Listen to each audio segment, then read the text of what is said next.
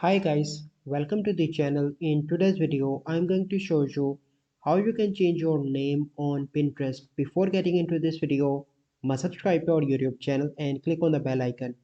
So the first step you simply need to do is to open Pinterest. So once you open your Pinterest account, you simply need to click on your profile picture in the right bottom corner. Okay, once you've done that, you simply need to click on three dots on the top right, and then you need to click on settings.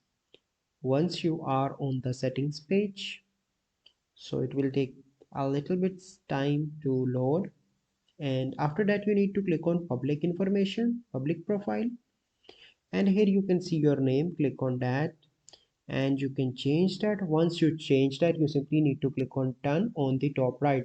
So this is the process by which you can change your name on Pinterest. I hope you find this video helpful.